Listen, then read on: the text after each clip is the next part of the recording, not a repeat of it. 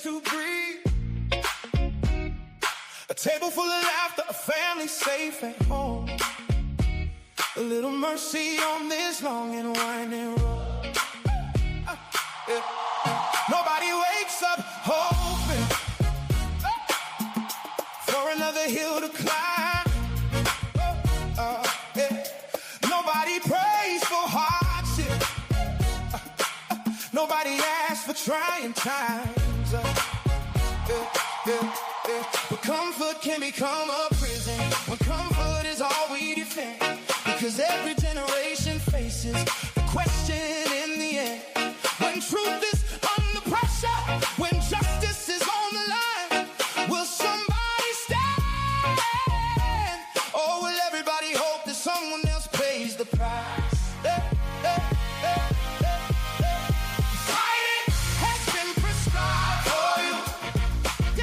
Not because we love conflict, but because some things are too sacred to surrender.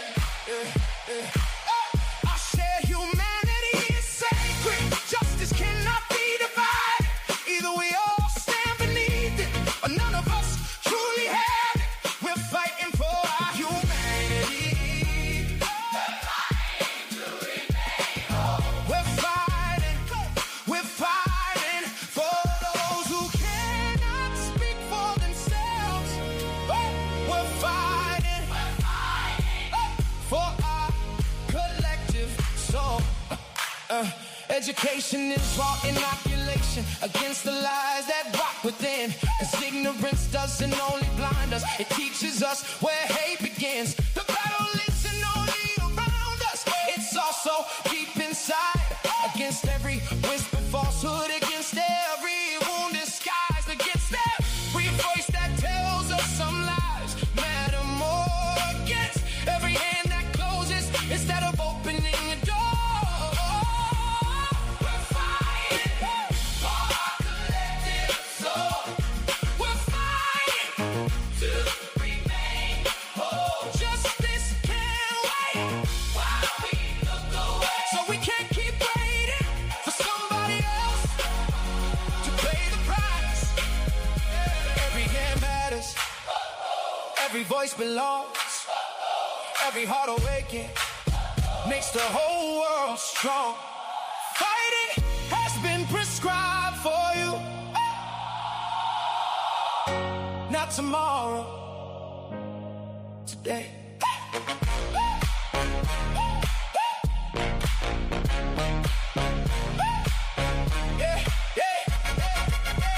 The road is never easy, but neither is what's right. Every generation chooses comfort or the fight. So answer with your actions, not only with your words. Because the world keeps changing every time the truth is heard. Stand for mercy, stand for justice, stand together, stand tall. If we fight for one another, then we rise together. Or not at all. Fighting has been prescribed for you. Stay.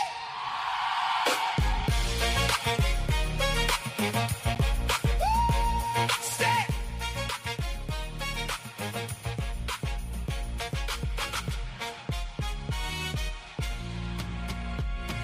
Stay.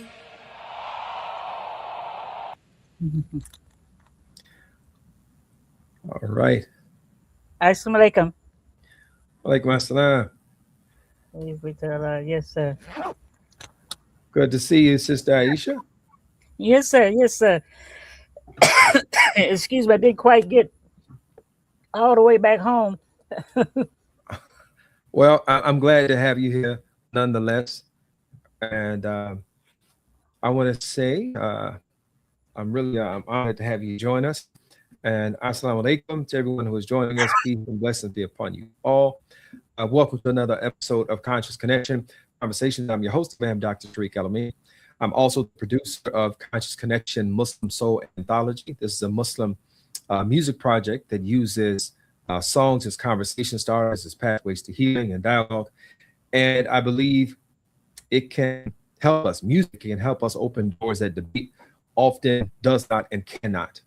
That being said, it helps us to ask better questions, to listen more deeply, and to connect with ways that will move us towards understanding. Right, that is the whole purpose of these conversations, is to facilitate understanding. And tonight's conversation is inspired by one of the recent songs that I produced. It's called "Fighting is Prescribed for You." It's rooted in the Qur'anic verse that reminds us that we may dislike something that's actually good for us, and love something that's ultimately harmful. So the song is not about glorifying conflict. It's about recognizing that some things are literally too sacred to surrender. So here we are in the midst of Independence Day weekend, and we're asking, what is truly worth fighting for? Is it our comfort? Is it our politics? Is it faith? Is it truth? Is it justice? And what about the institutions, right, that help to preserve them? Where does that fit into that fight? So to help us explore these questions, I am honored, as I mentioned earlier, to have someone that I deeply respect joining us. Sister Ayesha K. Mustafa. She is the editor of the Muslim Journal, educator, historian, journalist, and also a professor. She serves as an assistant professor of mass communications at Tougaloo College, and spent more than 3 decades helping to preserve and document the history, thought, and contributions of the American Muslim community through one of the most important publications that we have, the Muslim Journal. On a personal note, I consider Sister Ayesha a mentor, someone whose wisdom and example have benefited me greatly. So she is a valued leader in the American Muslim community, and I'm grateful to welcome her as tonight's conversation partner this evening. So assalamu alaikum again to you. Wa alaikum assalam, and thank you so much. And Imam Dr. Tariq, watching you over the years in Chicago, and your abilities then as a young guy, and you're still a young guy, anything anything 50 and under is still young, and even if you're fudging between 50 and 60, you're still young. I was about to say I'm 53 now. You still in the category, and there are a few of you. I watched the graduation of a group of you coming out of graduation recently and earning your doctorates, and I'm at awe that y'all have stayed the course and kept this community in your forefront, doing things that will advance this community, and you have not forgotten the sacrifices of your immediate family and your community family and all of those pioneers that we all revere and pay homage to. So thank you. Well, alhamdulillah, praise be to God. That means a lot coming from you. So I definitely appreciate that. I don't take those words lightly. So I want to go to so one of the opening, well, not the song, it says we don't love conflict, but there are some things that are too sacred to surrender. So before we talk about media in particular, what are some of the things that are too sacred to surrender if a people hope to remain free, in your estimation? Well, in the framework of this 250th anniversary of our country's independence, the contributions that our ancestors made to this country are too sacred to not be acknowledged as well as preserved. People say, "Do you belong here or not?" We belong here. We have nowhere else to go. This is our country. Not only that, but we've invested in this country. I can't dig up all the graves of my ancestors. I can't take back this blood and sweat and tears that's soaked into the soil. I can't go anywhere, and I can't go anywhere without them. So it's just too sacred for us to not carry forward the contributions that we made to this country. So most of us, we I'm trying to think where I want to go before I ask that question. Tell us, why does independent media matters? When people hear independent media, and I think a lot of what you said is directly related to some of the thoughts that have been propagated about us not being like this. This is not your home, and sometimes we're the ones saying that. But others are telling us, if you don't like it, go back, go wherever else, right? So I mean, it does tell you that there is a deliberate, repetitive process of presenting an idea and having that idea gain traction. So when I think about independent media, people often talked about politics, and those are certainly politically related comments and thoughts. But from your perspective, why should ordinary people care whether independent media exists at all? Well, also in the context of this Independence Day, the establishment of this country, the Constitution that it was built upon, and we say the Constitution, we see in its context the hand of God moving these men, because sometimes they were writing things that were in direct opposition to the lives they were living. All men are created free and endowed with certain inalienable rights. And then you had men sitting at the table who owned slaves, who owned other people. But we know that Allah can move things in a certain direction that we don't have control over ourselves. And in that Constitution, when you have the Bill of Rights, and it gives you the right to choose your religion, it gives you the right to a free press, it gives you the right to address your government for redress, it gives you the right to protest, and all these freedoms that are encapsulated in that amendment. First, they wrote the Constitution, then they had to go back and amend the Constitution, because so many of them would not sign on until these things were added on.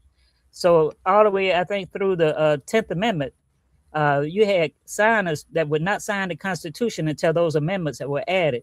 But for us as individuals, they gave us everything we needed, even in the sad condition that we might have been in enslavement.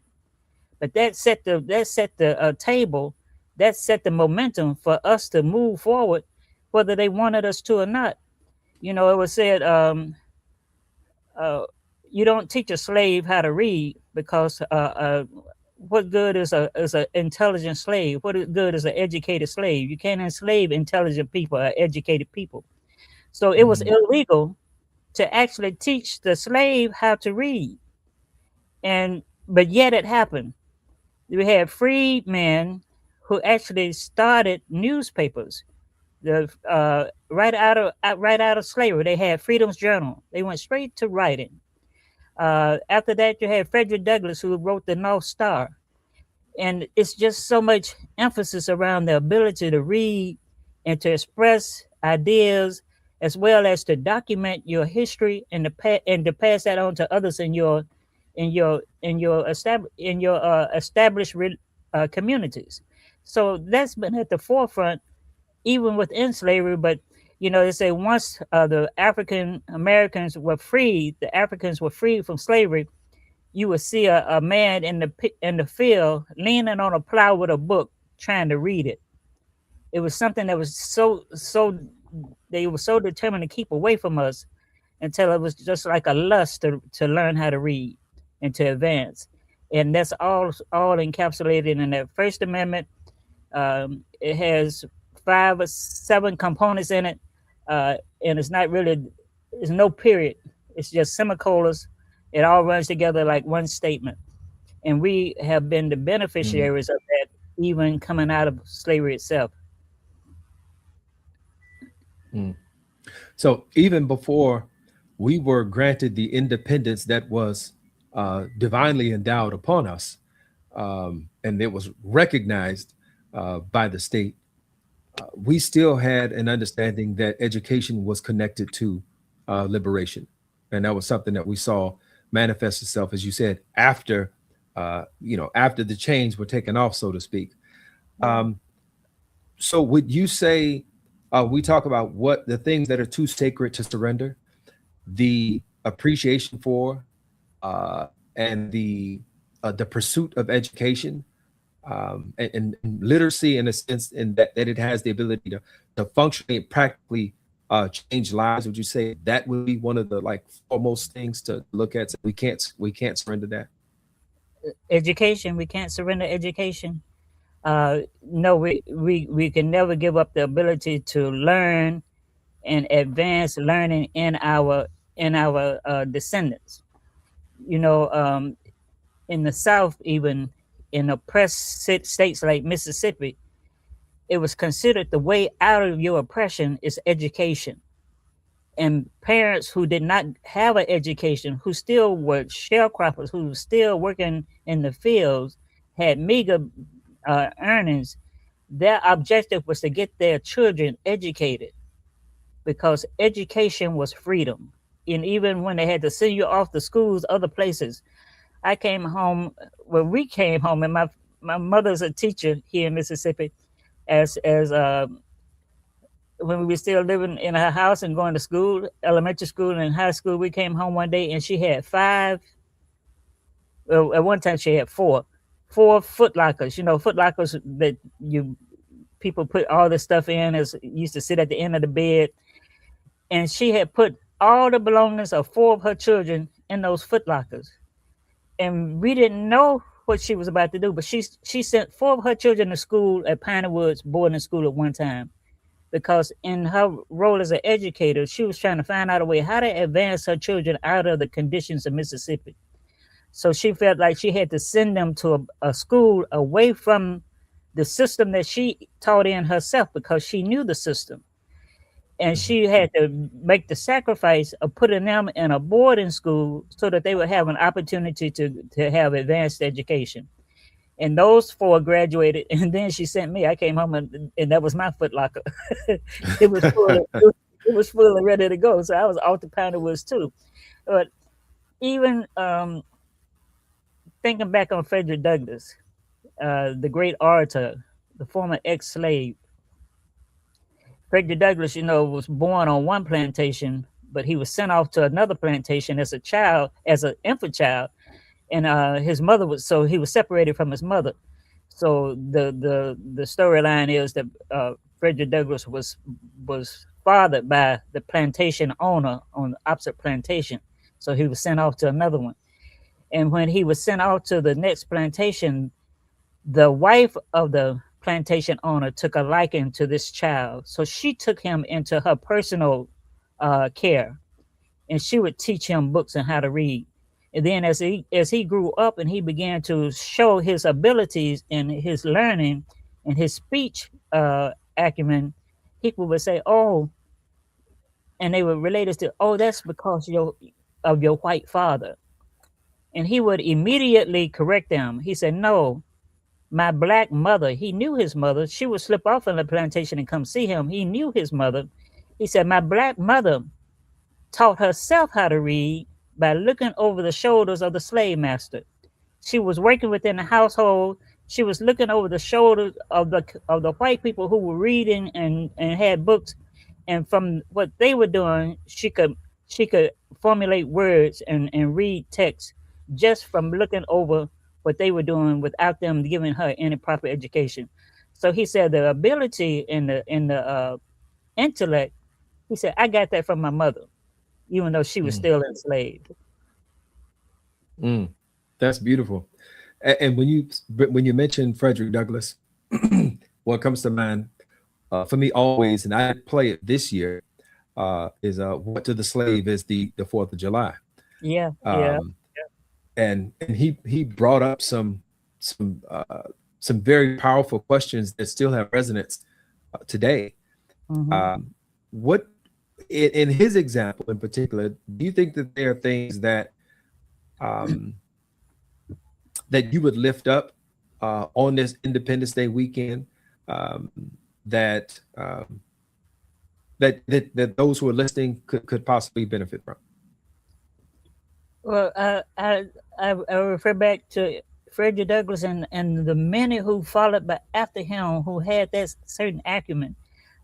He was addressing the real hard issues, but he was not telling us to not take advantage of whatever resources that came our way. You know, you had to show a protest and advancement at the same time. Never take yourself out of the game. You know, stay in the fight. Always stay in the fight, and that's what Frederick Douglass showed us. And then even with him, You know, Harriet Tubman lived at the same era that Frederick Douglass lived in.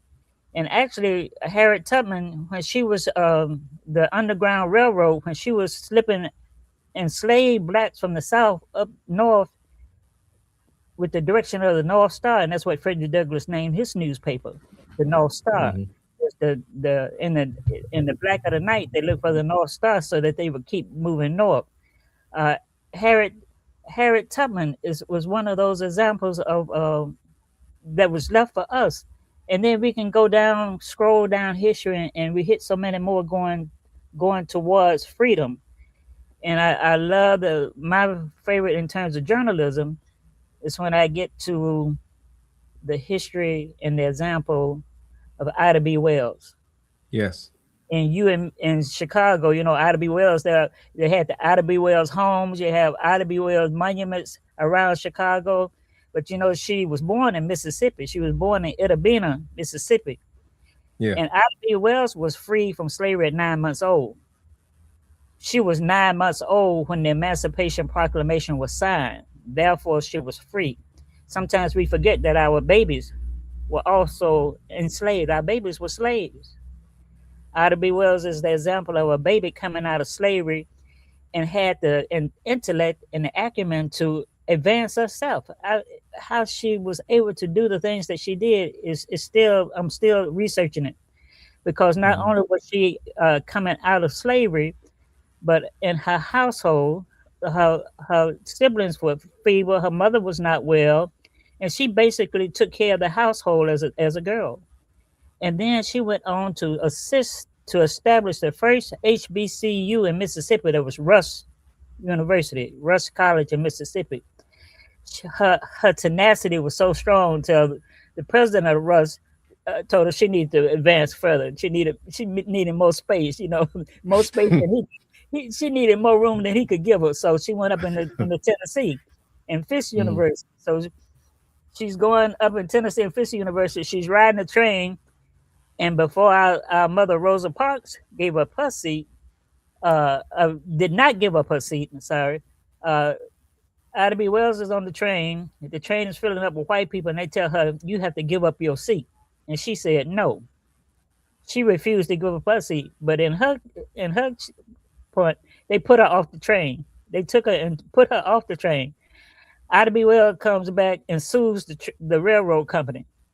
She sues the company, wins, gets her $500. Well, she was awarded $500, but she never got it because it was overturned in an appeal. But Ida B. Wells then started a newspaper with her husband, and her objective was to cover lynching. She knew 3 men who had been lynched, prominent men in Memphis, and she was determined to establish through her newspaper investigative reporting who killed those men. And she said, if we can't avenge the deaths of these men, then we're truly not free. Her newspaper was firebombed. She escapes to Chicago, goes to the Chicago Defender, that gives her a desk in a chair, and she continues her investigation. And that's how she got from Memphis to Chicago. And the Chicago Defender carried on the legacy of her investigative reporting. And that's a great story about the Chicago Defender and the role that they played in journalism. You know, yeah, she played a tremendous role because of I think she detailed about 4,500 lynchings, something around, you know, a number. And so the idea is that if she was able to document 4,500, we know that there were thousands more that took place that were not documented. And 80 years after her passing, after she had died, she was awarded a Pulitzer Prize. And the Pulitzer being the highest honor in journalism, they awarded her a Pulitzer Prize in investigative reporting. Yeah, and that should be like the gold standard. Yeah. But when it comes to media, and there have been a number of other media outlets that have, I believe, what was one in Pittsburgh? Is that another like long-standing? I can't think that. Courier. Yeah.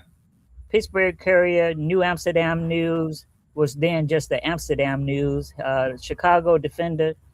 And you know, I did my I got my master's at Columbia College there in Chicago. So I did my thesis on the Chicago Defender, the family, and their family. John Abbott coming up out of Georgia to Chicago, starting the Chicago Defender on the kitchen table of his mother in Chicago.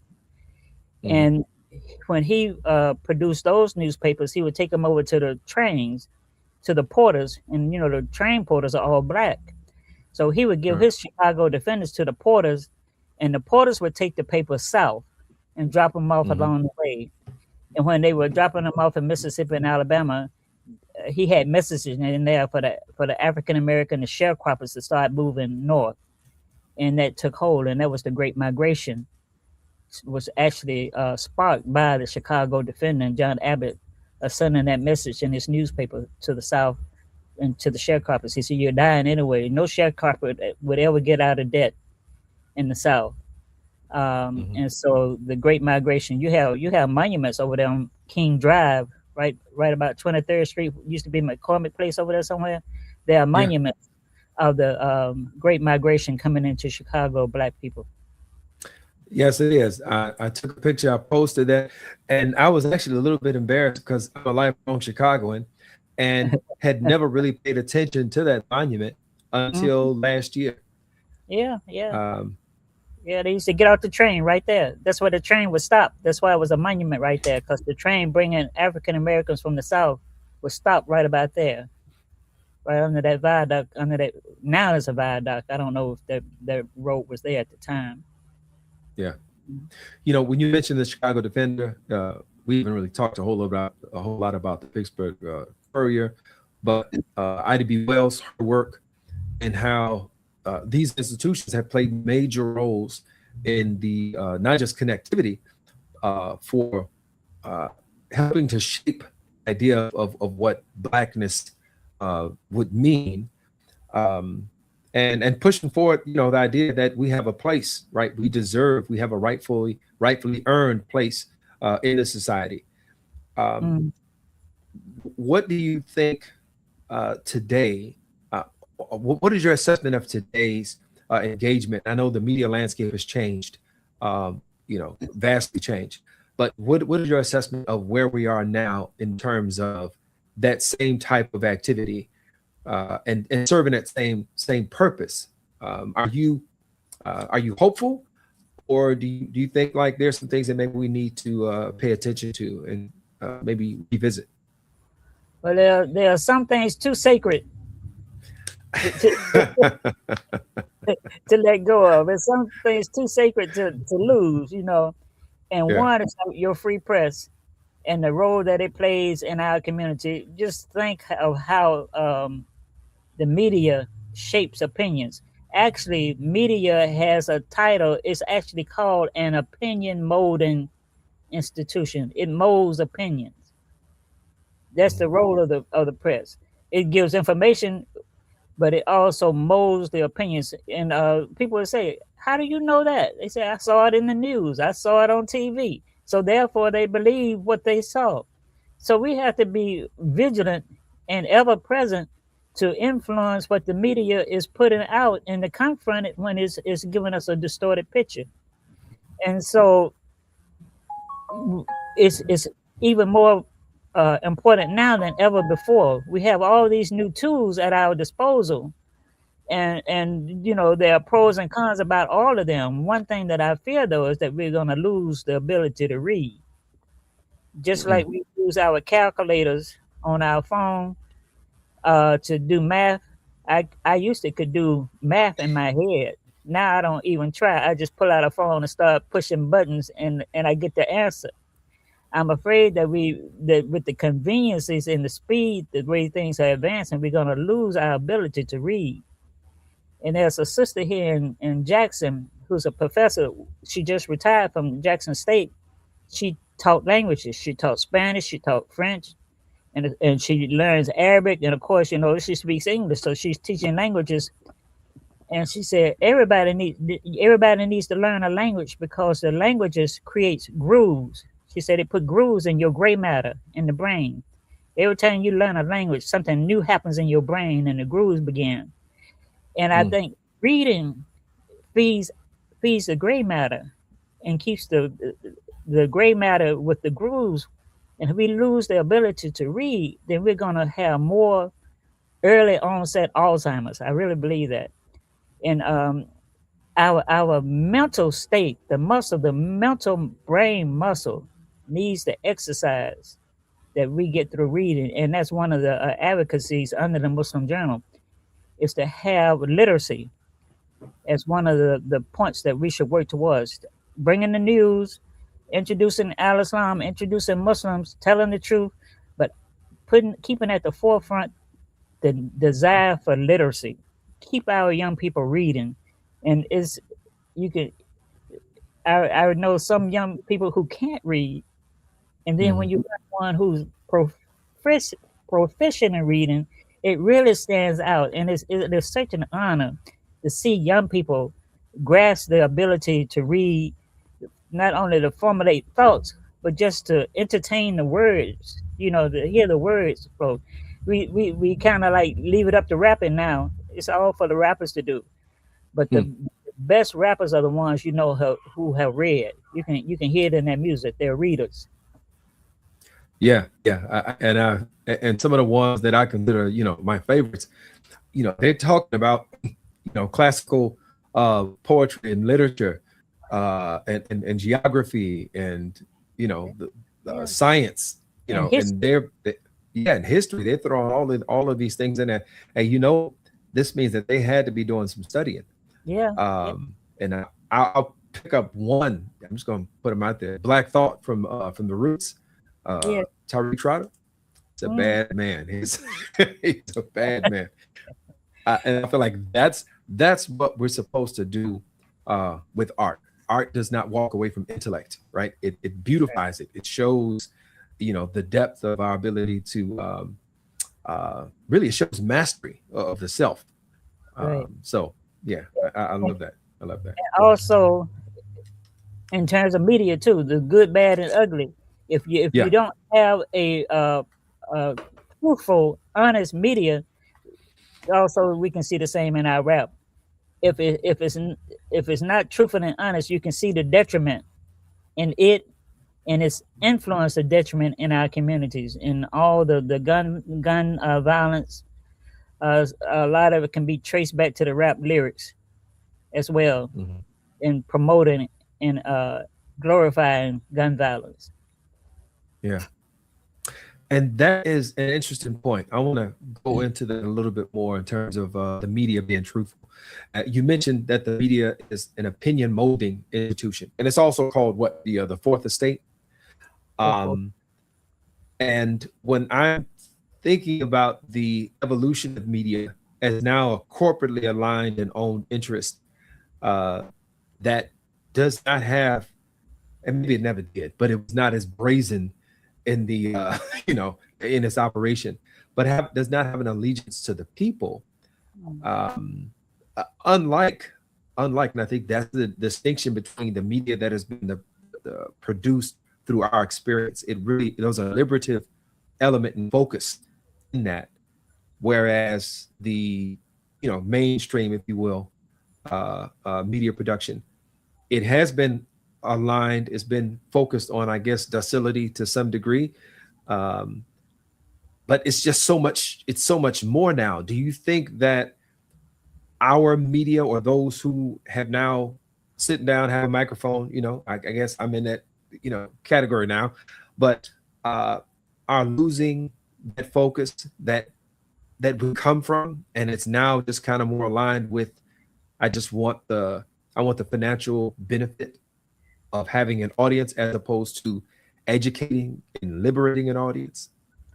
Well, I honestly think the media is under attack. Even the ones that we might not have agreed with and thought that they were too harmonious with the status quo, even they are being attacked. We see the movement now is to control the media, or to weaken it, where it will not have that influence.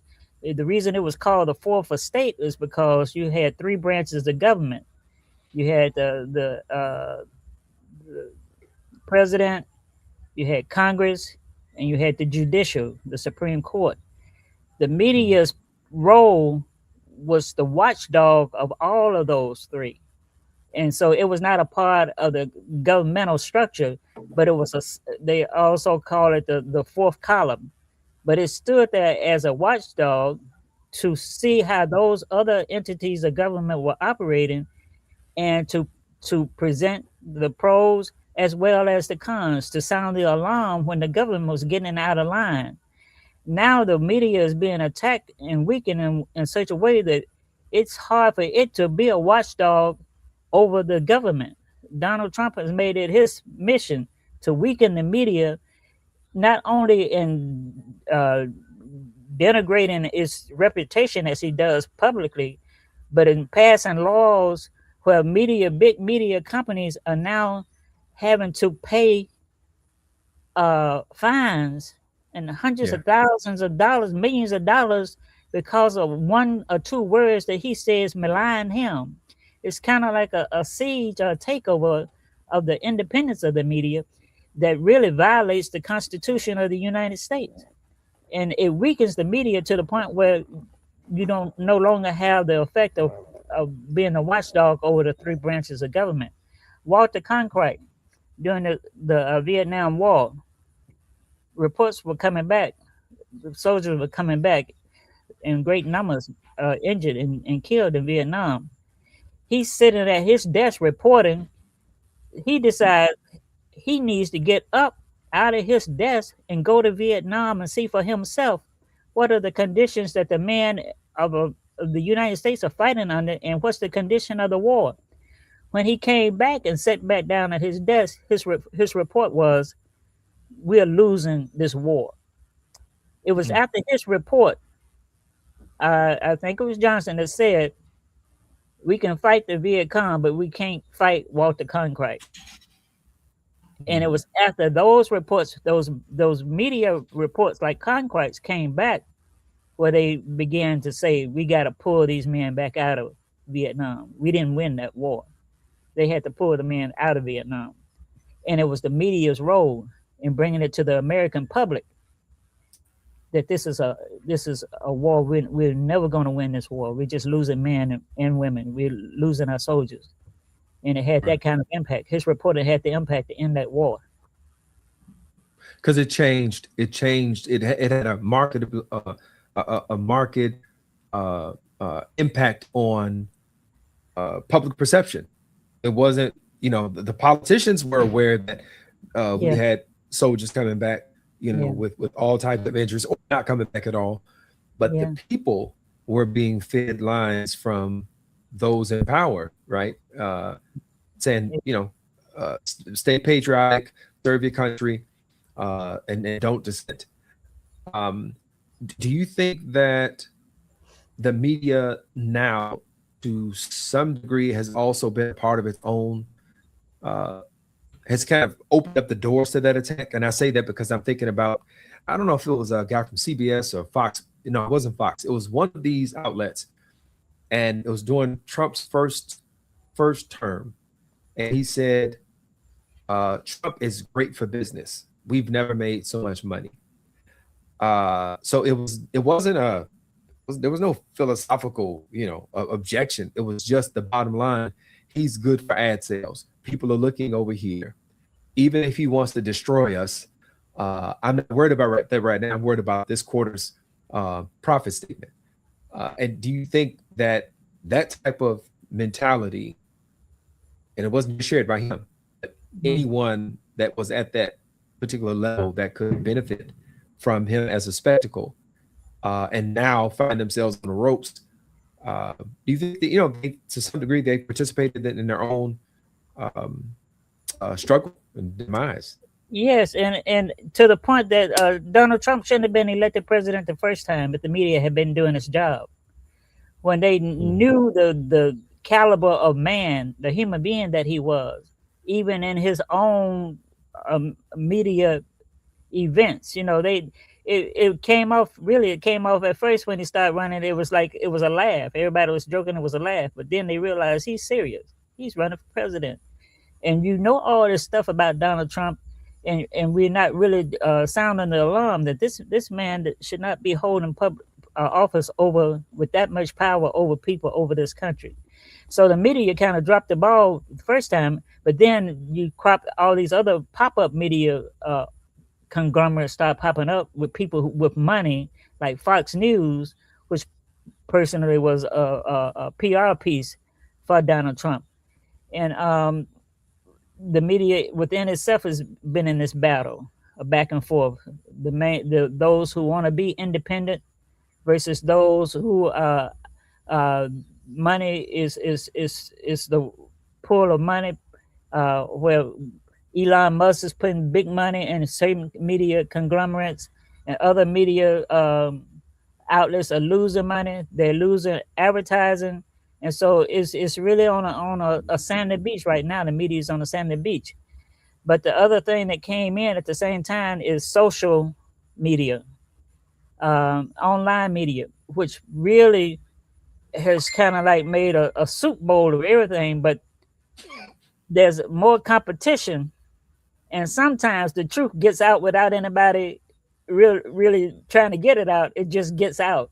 And for example, Gaza, and the media's acquiescence, just like the politicians acquiescing to the influence of AIPAC and the influence of Israel, to the point where they're not even trying to report on what's happening in Gaza. But social media slipped through. Social media began to broadcast the pictures, and that got past the gatekeepers who thought that they could be the gatekeepers of how much information came in and how much information went out. It bypassed those gatekeepers, and we began to see the truth of the matter of what's happening. So we see the downfall of one era, but the rise of another. And again, at the forefront of the downfall, PBS. PBS was level. PBS, if you go back through the documentation, the documentaries that PBS has published, you can find more factual African American history and historical facts. And now the Trump administration has pulled $1 billion, more than $1 billion out of their budget. But for somehow they haven't folded. They're trying to make it up other ways. And it was said, well, you should appeal, you should fight for it. They don't even want to fight the government further to try to get the funding back.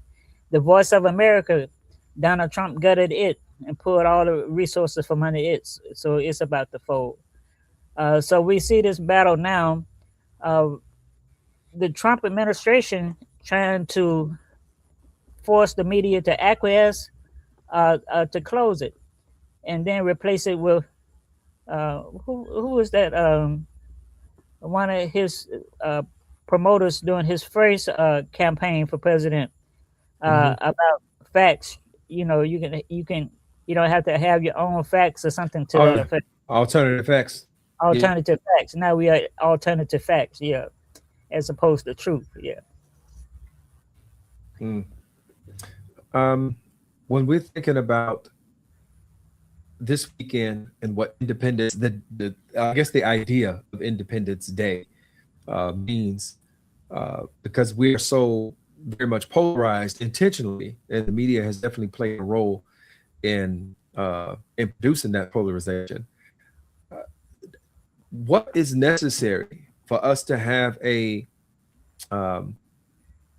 I guess, a clear view of what independence actually looks like what we're actually celebrating? And I guess that sort of, I guess refers back to Frederick Douglass's words, but today, like I posted something about this conversation, and I had a couple of folks, a few strangers stopping by to tell me they didn't appreciate what I was saying.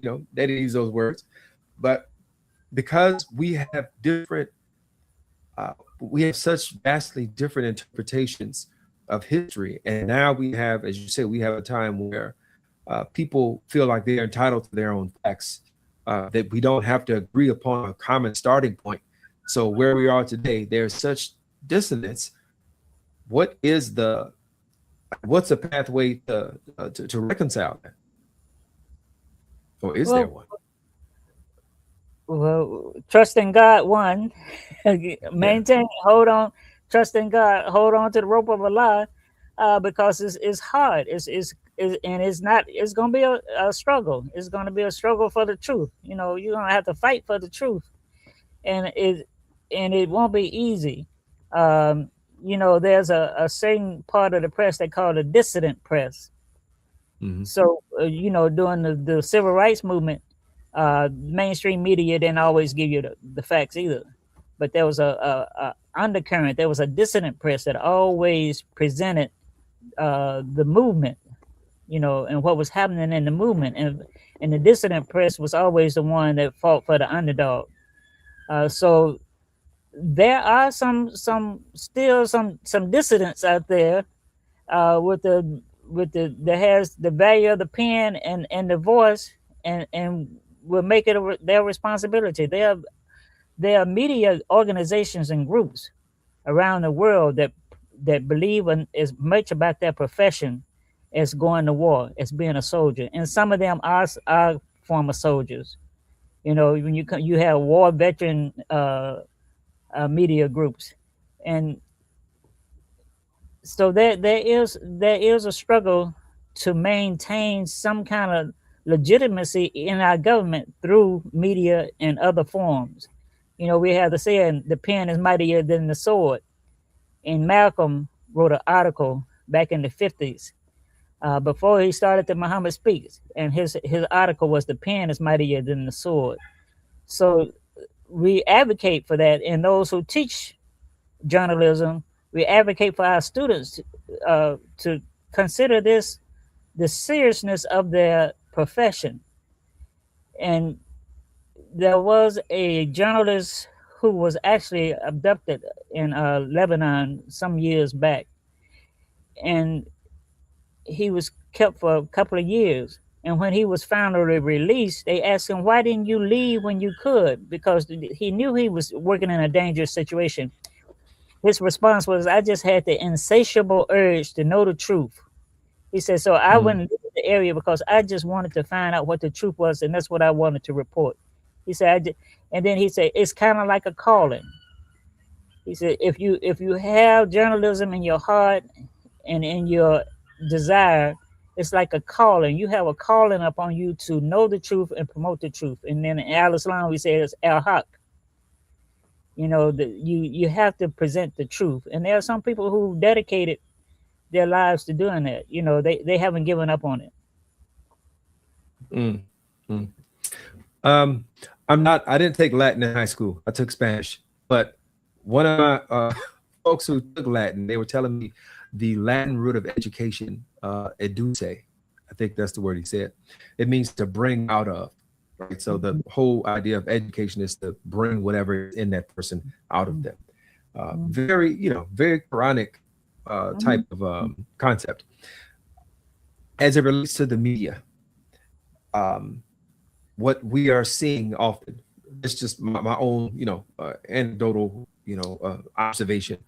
We're seeing people who are they're making media references to justify what has been brought out of them, or what they want to justify their own either biases or laziness, right? Because it's much easier for me to have an opinion that's not grounded in any real experience. I don't have to know you to be a detractor, because I have a media outlet that I consider to be a trusted media outlet that is telling me that your religion, you as a Muslim, are a threat, that somehow you believe something that is wildly different and incompatible with my values, or our supposed shared values as Americans. What role? And I know the Muslim Journal, I'm going to just lift this up right now for everybody who's watching now, and for those who may watch later. The Muslim Journal does a wonderful job of dispelling a lot of those myths that are perpetrated. But what is the job of media broadly in terms of in terms of helping to bring the best out of people. And how does, and I think that's probably a responsibility that we take on collectively, and institutions like the Muslim Journal. But it has to be something as a part of the collective consciousness. How do we get to that point? The media's first operative is supposed to be the truth. You know, the truth and nothing but the truth. Now you can dress it in many ways to make it, you know, more palatable, to make it beautified, but the basis is supposed to be truth. When you faced with libel suits, if a person in media is brought to court and they're charged with being liable, Mm-hmm. they say the best defense against a libel suit is to say you have the truth, you have the facts, and present your facts of the truth. That's your defense. So we have to continue in the battle to present the truth, about groups of people. For example, the Haitians don't eat cats and dogs. Haitians are hardworking people. In Springfield, Ohio, they said our economy will collapse if you take all the Haitian workers out of here. They work hard. They build family life. They came from abject poverty and violence, and they wanted to seek a better life. They had refugee status. Why are we forcing them out the country? So you have to tell the truth about these people. You know, these are incidents that pop up where actually the media is supposed to step in and tell the truth. And for most parts, you know, except for Fox News or some of these fringe, really fringe white supremacists who want to take out Haitians and bring in white South Africans as refugees. But there are pockets of people who just want to advance the truth, and we have to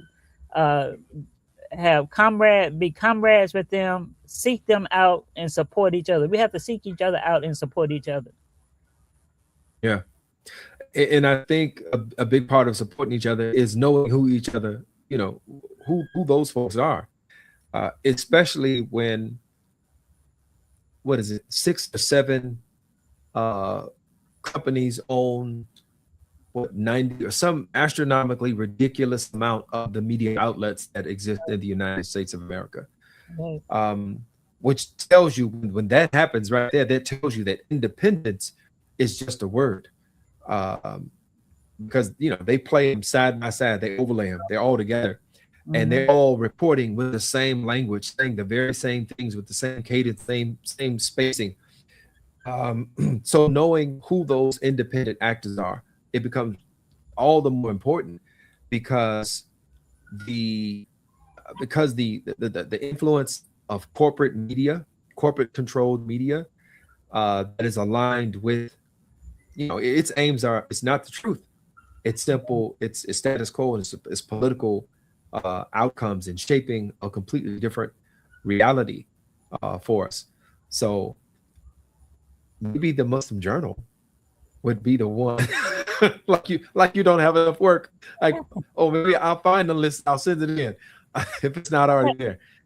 We need a list, right? These are the trusted media outlets, and this is who we should be supporting with our advertising dollars, with our subscription dollars, and using them as a part of how we are engaging one another in conversation.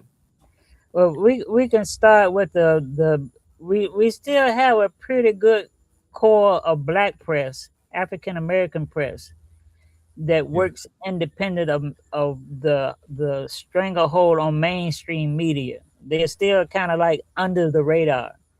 And there's an organization called the National Newspaper Publishers Association, NNPA.org. And when you go there and you look at their membership, they will list about 200 African American newspapers throughout the country. And those who, most of them have websites now, you can go on their websites and get information from them. The NNPA was actually started by the nephew of John Abbott, who started the Chicago Defender. his nephew was Sinstack, John Sinstack. Abbott didn't have children, so he left his newspaper to his nephew, John Sinstack. When Sinstack came out of Hampton College and working with his uncle's newspaper, he began to do this organization of black newspapers around the country. And his thing was to build the economic base under the black newspapers with advertising dollars, because that's how news runs. Before social media, newspapers ran on their advertising dollars. Right. And then he said black newspapers could conglomerate, and he would go out to these big corporations to solicit advertising and bring it back and share that with all the newspapers in the group, because he took all the newspaper circulation and added it to one numbers. All the numbers of the newspapers being sold were the numbers that he would give the advertisers as, this is the audience that your advertisers will reach. So the NNPA.org, the National Newspaper Publishers Association for African Americans and those who know struggle, the dissident press there also would be a start. But keep in touch with the Muslim Journal as well.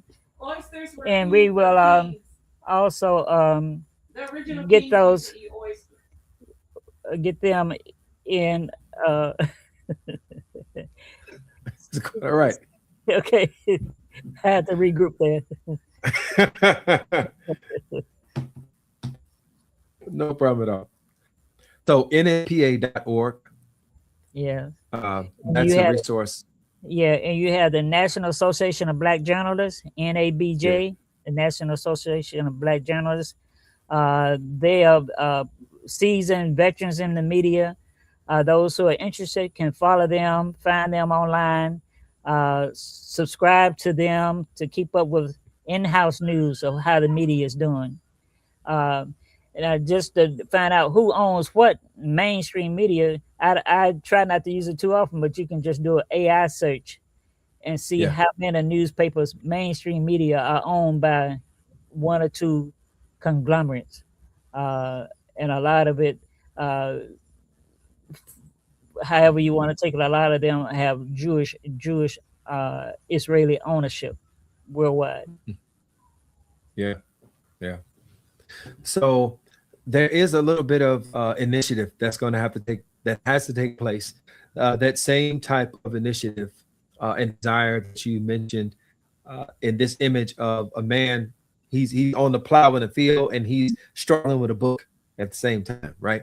Yeah. Where that type of engagement, it becomes important. And I would say even the desire to simply prove wrong those people who say, if you want to hide something from folks, put it in a book. Like, no, we're not those people. We're not those people. Coming straight out of slavery, we weren't those people. That's a misnomer. Yeah. So in terms of the Muslim Journal, and we're coming close to our quit time. But in terms of the Muslim Journal and the work that you do, an educator, as a professor, what's the major connection between those two things? And are you, well, I'm really asking this for the benefit of those listening, but would you say that you are actively working to promote and really inspire and build that next group of truth tellers? God willing. And it is crucial and it is encouraging. Now, just think back when George Floyd was murdered. Who caught that story, that historic report of his murder? If you recall it, it was a young 17-year-old girl. Yeah. Danella. Danella was walking to the store with her niece, and she saw what was happening with the officer. When she came back, she didn't even get in the store, and she stopped with her niece. She pulled out her phone and started recording. There were other police officers that were around. The officer that had his knee on George Floyd's neck on the ground, there were other officers trying to shoo the public away. Danella was 17 years old with her camera, and she refused to move. She recorded that incident for 8 minutes. And her recording was the evidence in court to convict the officer who murdered George Floyd. And when they brought her to court to testify, she would break down in tears. She said, I got the recording. She said, but I couldn't save his life. Her fear was she could not save George Floyd's life, but she got the recording. Those kind of people are out there, and they have their cell phones, whether they want to write or they want to record.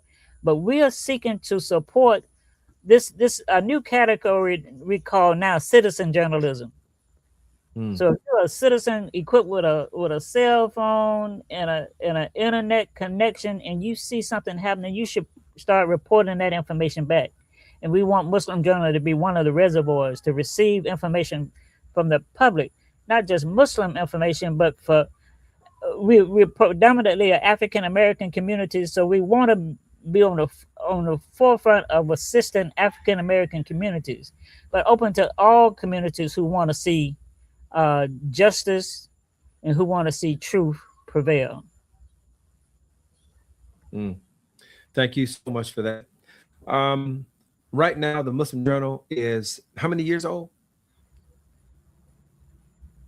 Well, if you count the Muslim Journal itself, we're 49 years old. But if you add the years from Muhammad Speaks, it comes up to about 62 years old, because we really transitioned out of Muhammad Speaks to Bilalian News to Muslim Journal. So we say the continuance from the beginning of Muhammad Speaks that was in 1961 when Malcolm started. Okay, so a lot of people outside of our association are not aware of that in terms of that kind of continuity. People who celebrate Malcolm don't realize that one of the most important things that he did in terms of legacy was in the media, was establishing Muhammad Speaks and everything that's come from that. Right, that legacy is still very much alive. And it's too sacred to go. not preserve. It is too sacred to not preserve. Malcolm was a newspaper man. He started the newspaper. The Muhammad Speaks was known worldwide for advocating for African causes. Dr. Suleiman Yang was a professor out of Howard. He used to be over African studies. Suleiman Yang said nobody in the United States was talking about Africa but the Muhammad Speaks and Malcolm. And that's what projected Malcolm to the forefront in world events, because he had began to connect with the African continent and leaders of Africa. Yeah. Well, I want to thank you for taking the time to have a conversation with me, Sister Ayesha. I pray that Allah continues to bless you in your leadership for the Muslim Journal. It is not just on behalf of Muslims and anybody who is Muslim and understands what that means, that our service it's not just for us, it's on behalf of humanity. So I pray that it continues to be a blessing for humanity. And I look forward to being able to talk to you again soon. And folks can go to find the journal online at muslimjournal.net, www.muslimjournal.net, info@muslimjournal.net. We're looking for that young crew. We're looking for young writers. We have an insert in the Muslim Journal now called the Muslim Journal Youth Edition. It's an insert into the main newspaper. So it's a lot to talk about. Okay. A lot of promise in the Muslim Journal. Alhamdulillah, that's wonderful. So I want to thank you again. I appreciate all of you who have joined us today for this conversation. We are on every Sunday, 7 p.m. Central, 8 p.m. Eastern. And if you have not subscribed already, hit that button, share, like, all of that good stuff. And inshallah, we will see you again next week. Assalamu alaikum. Thank you. Thank you for your music. Love it. Oh, my pleasure. My pleasure. We'll go out with a song. All right. Assalamu alaikum. For another hill to climb. Nobody prays for hardship. Nobody asks for trying times. But comfort can become a prison when comfort is all we defend. Because every generation faces the question in the end. When truth is under pressure, when justice is on the line, will somebody stand? Or will everybody hope that someone else pays the price? Fighting has been prescribed for you. Not because we love conflict, but because some things are too sacred to surrender. Our shared humanity is sacred. Justice cannot be divided. Either we all stand beneath it, or none of us truly have it. We're fighting for our humanity. We're fighting to remain whole. We're fighting for those who cannot speak for themselves. We're fighting for our collective soul. Education is raw inoculation against the lies that rot within. Cause ignorance doesn't only blind us, it teaches us where hate begins. The battle isn't only around us, it's also deep inside. Against every whisper falsehood, against every wound disguised, against every voice that tells us some lies matter more. Against every hand that closes instead of opening a door. We're fighting for our collective soul. We're fighting to remain whole. Justice can't wait while we look away. So we can't keep waiting for somebody else to pay the price. Every hand matters. Every voice belongs. Every heart awakened makes the whole world strong. Fighting has been prescribed for you. Not tomorrow, today.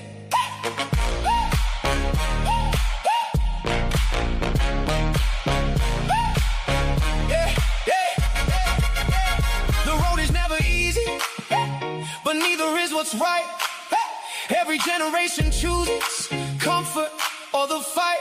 So answer with your actions, not only with your words. Because the world keeps changing every time the truth is heard.